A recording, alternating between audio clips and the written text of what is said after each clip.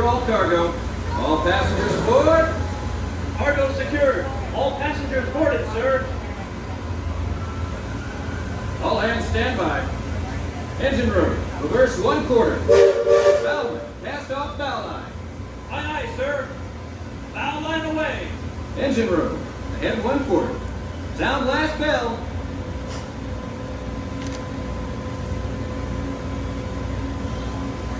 Leadsman, sound off. Give me a depth reading by the mark.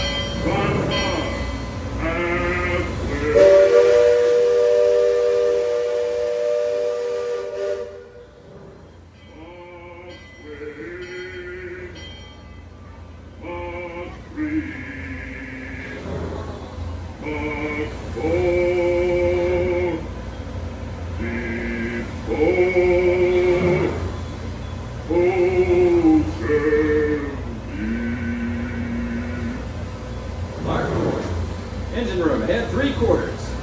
Stand by. Steady as she goes. Captain?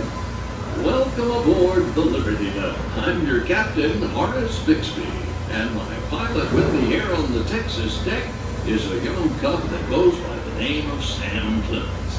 He's marking his 100th voyage down the river today with nary a calamity on his watch so far. Sam knows this river like his own backyard. Sam, tell our guest everything you know about this river. Well now, I always figure it is better to keep your mouth shut and appear stupid than to open it and remove all doubt. But I will tell you this, I love this river more than anything else. I've loved this river even from the time I was a toddler back in Missouri.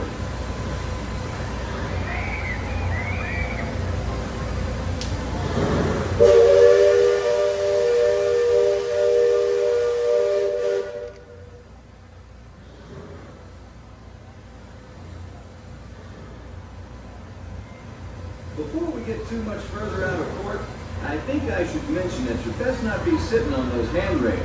They're the only thing between you and the river, and the river don't always take kindly to uninvited guests. We've also had reports of river pirates operating in the vicinity, so I wouldn't lean out beyond those rails for that reason either. Now, for those of you on the port side, that river town we're passing is frontier land. A few years back, it was no more than a boom town carved out of the wilderness by a handful of settlers looking to start a new life. Today, gentility and decorum are running rampant. Oh, it still has its share of footloose trappers, keel boaters, prospectors, and an Indian or two, but mostly it's flush time and well on its way to becoming a fine big city. Frontierland reminds me some of my own hometown, Hannibal. It takes me back to when I was a barefoot boy growing up alongside the riverbanks. You know, it seems to me that when I was younger, I could remember everything, whether it happened or not. But as I grow older, I seem to remember only the things that never happened at all.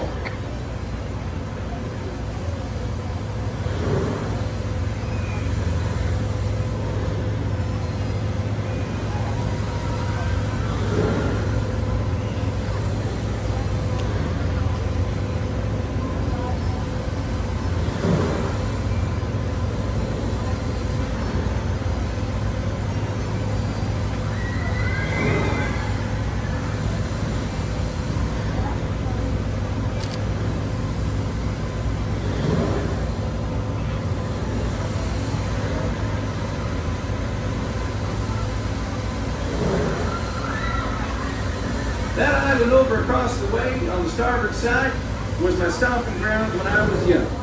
Exceedingly young. Marvelously young. Young by hundreds of years. Younger than I will ever be again. It's called Tom Sawyer's Island and is named for a friend from my boyhood. Even today, the only way you can get there is by raft. Old man Harper's grain mill's there, back in the woods just off Tom's Landing. And that's Muck Potter's pond and his windmill. We almost hanged North once. And there's Huck's Landing. I always did like Huck.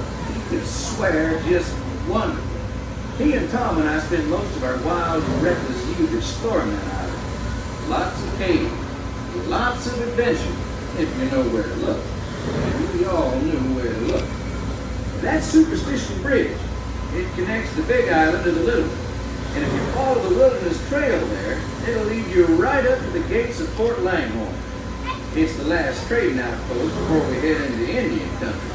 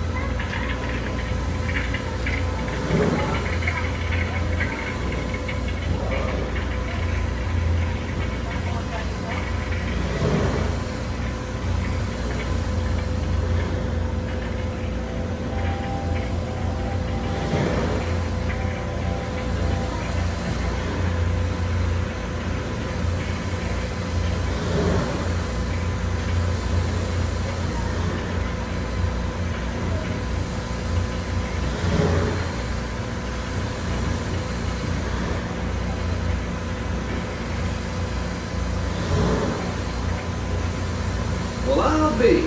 Look who's drifted out of the bayou. Off to port, Captain. It's Beacon Joe. Old Beacon's been marking this river for longer than I can remember. Every time the river cuts a new channel, Old Beacon puts out a marker to let us know whether it's safe to travel or not. However, Sam here has been bragging that if push came to shove, he could navigate the Liberty Belle on a heavy dew. Isn't that so, Sam? Well, I was born humble, Captain, but mostly it's worn off.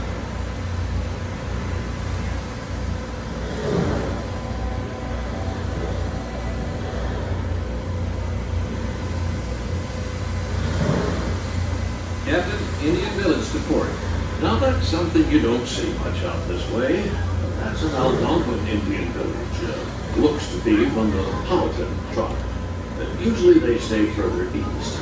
I've seen Seminole and Miami this far west, and of course Shoshone, Blackfeet, and Crow, but I've never seen Algonquins out here. Lots of game out this way. I've seen moose and deer and plenty of other critters along the shoreline. That could be why the Powhatans are not this far. Just following the food trail.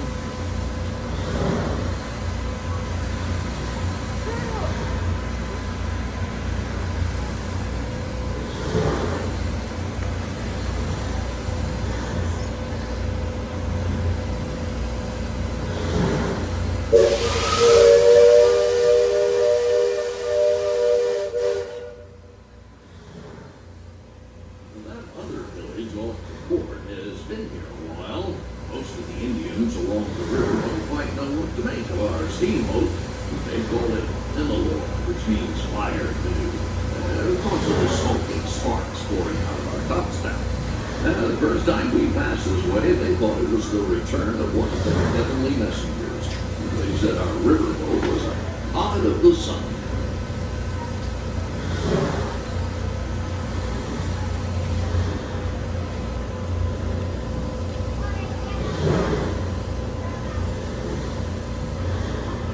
Just beyond the village, up that hill, is their sacred burial ground. And those who fall in battle are placed atop the traditional bed of death.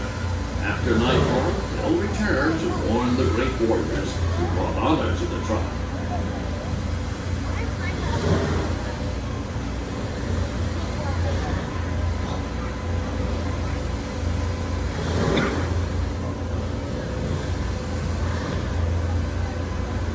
Attention deck watch.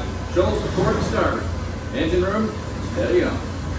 We're entering shallow water, but there's no cause for worry. Sam knows every shoal and shallow, every snag and sandbar in this part of the river, and he'll navigate us through to safe water. You wouldn't steer us wrong, would you, Sam? I believe we ought never to do wrong, Captain. Especially when others are looking. Leadsman, sing out. Waterless stream,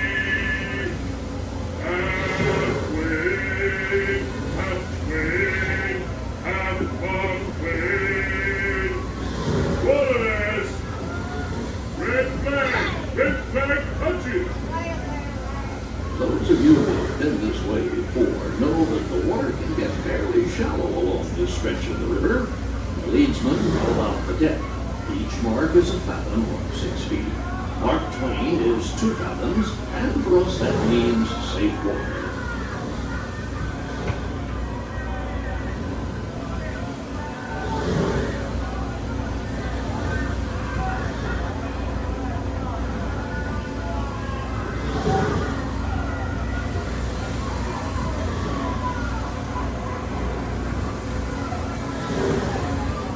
Captain, we're passing Cutthroat Corner.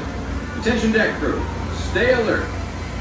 If there's river pirates out here, this is where they'll most likely be. Yeah, I can hear them from here. But after all the commotion, it sounds like their interests lie elsewhere.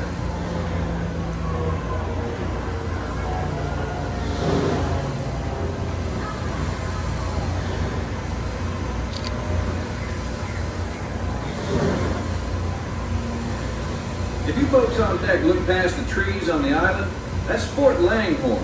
Most of these old forts started out as trading posts. Then as settlers started heading west, the army came in and took them over. My feeling is, these days, there's a lot less frontier and a lot more civilization than is truly necessary.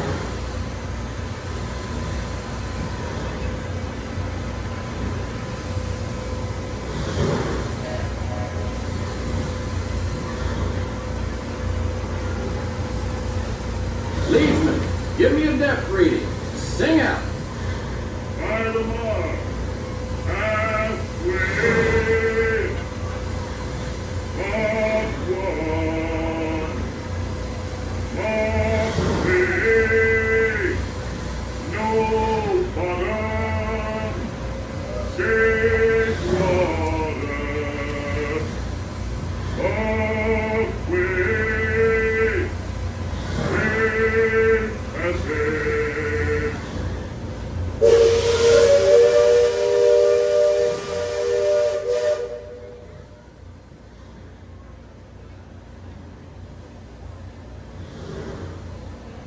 You see that brick mansion back over yonder there in the wood?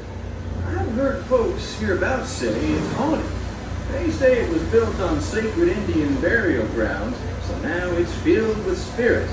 If you ask me, I'd say the ones telling those tales are the ones filled with spirits. If you want proof, just ask them. They got it. About 100 proof, I reckon. And whatever you do, don't strike any matches if they aim to breathe in your direction. And you won't just be seeing ghosts, you'll be joining them.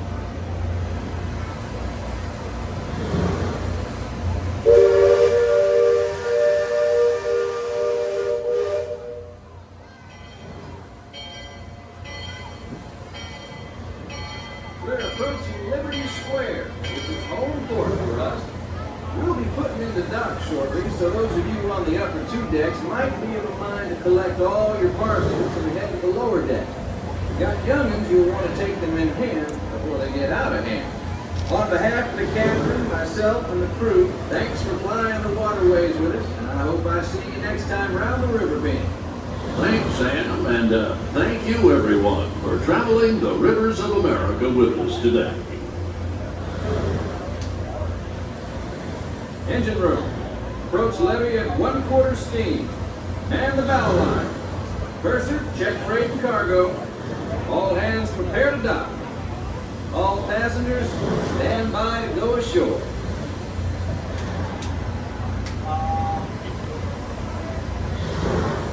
Welcome back to Liberty Square. At this time, please gather your personal belongings and take small children by the hand as you start making your way down, down, down to the lowest level of the ship.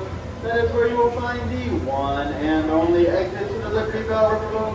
Once again, folks, please utilize any of those 7 stairwells ahead, down, down, down to that one and only exit located at the very bottom of the ship. As you are exiting, please watch your step and enjoy the rest of your day here in the Magic Kingdom.